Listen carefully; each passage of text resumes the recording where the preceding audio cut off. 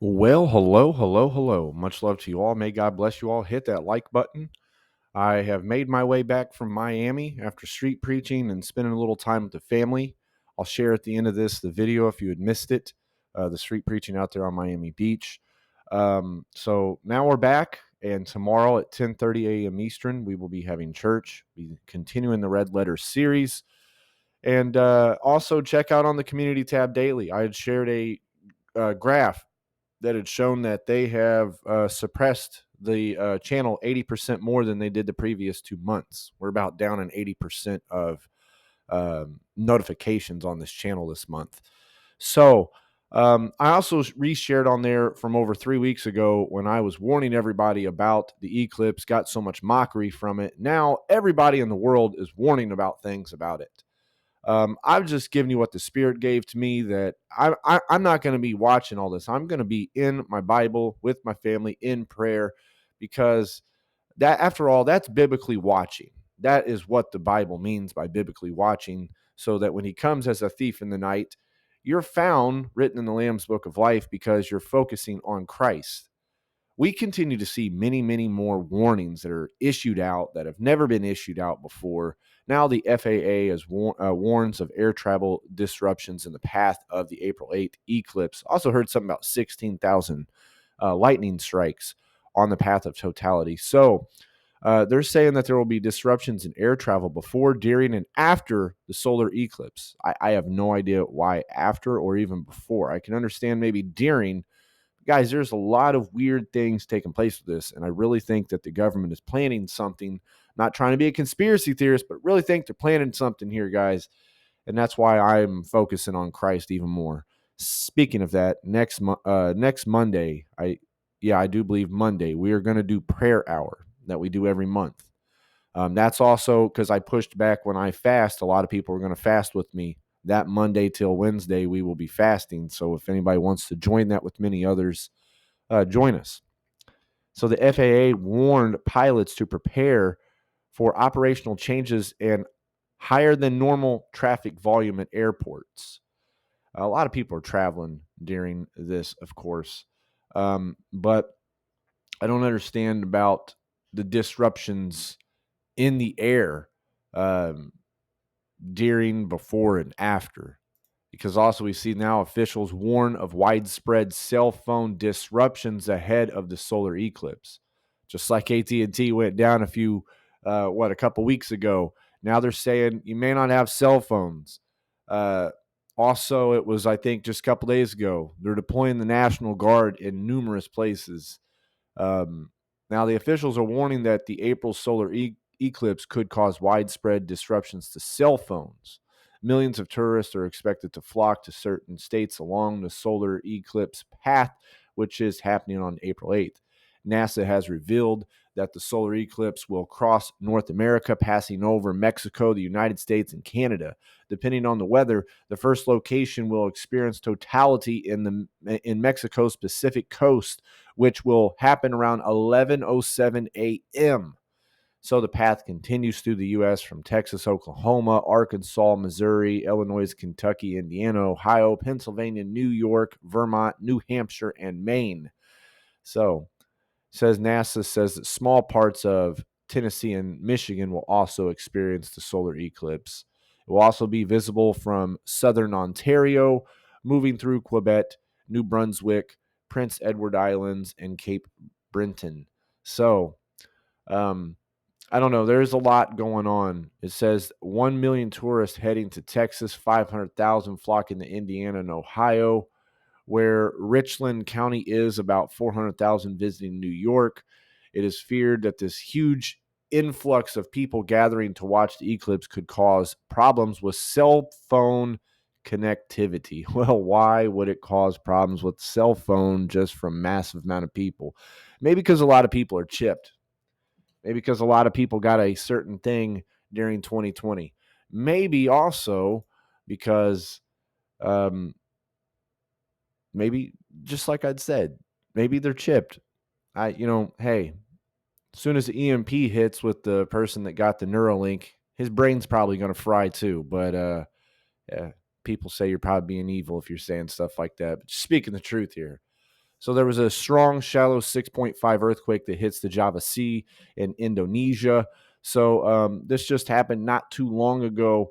They got hit by a 6.5. It said that 2,000 people are estimated to have felt the severe shaking, 26,000 very strong, 11,000 strong, and about 3 million felt moderate.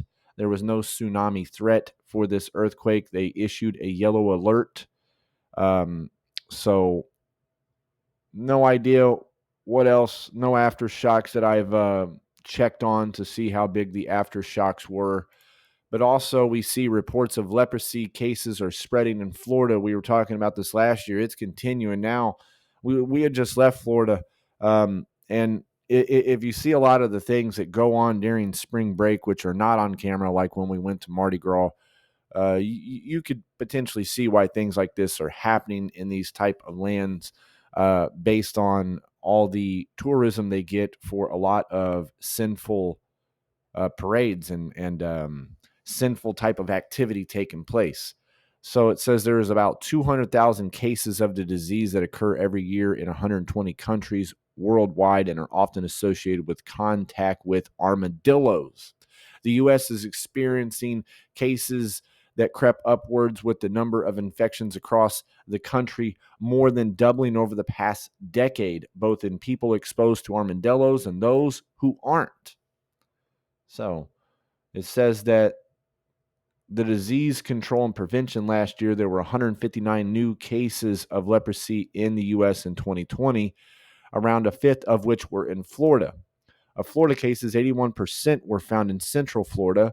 Cases in the southeastern states have nearly doubled over the last decade, according to the report.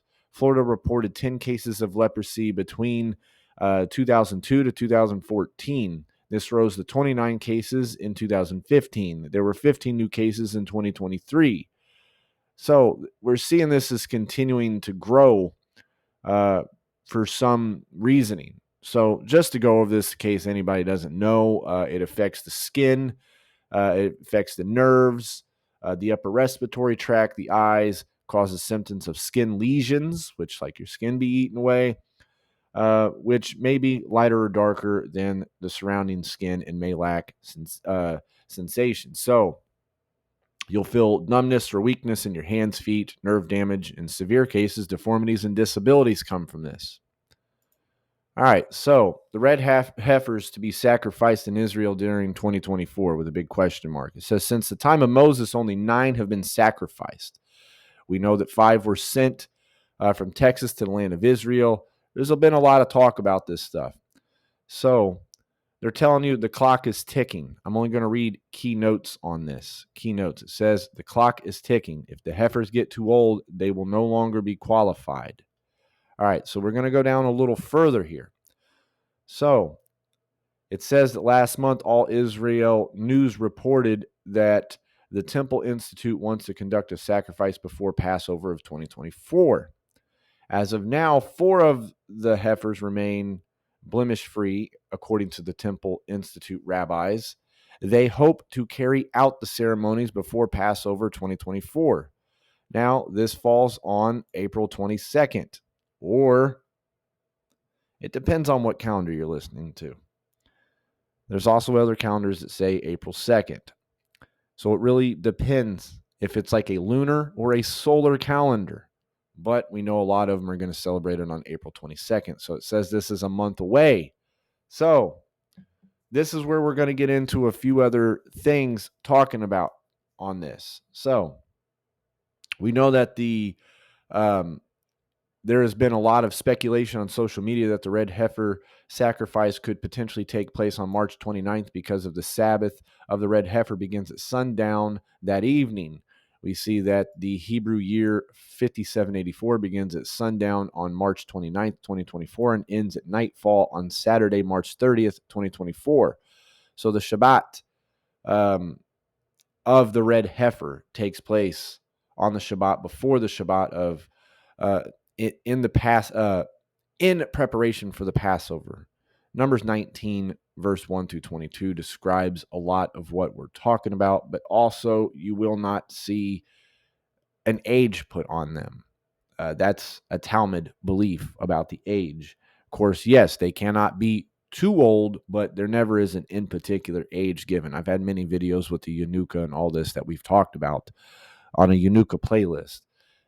So it has not been confirmed if this will happen on March 29th or not. I've been keeping my eyes on this too because we're not for certain if it is going to happen on March 29th or not, or even if it does really happen, or if it doesn't happen in secret. None of us really know. The fact of the matter is, I want to say a couple of things before we end this, is that with everything that's going on, there's people that spend more time in trying to discredit the truth than there is people studying the truth. We need to cling to Christ. We are in a very perilous time. We are in the biblical end days. I don't care what anyone has to say about that. I'm not giving you a date. All I know is I'm going to endure till the end, whenever that end is, whenever that trumpet sounds, whenever Christ says it's time, whenever the Father gives the okay. So I'm never going to place a date, never have, never will.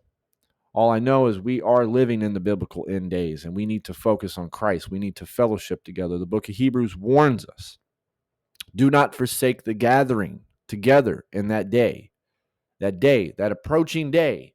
We're approaching that day.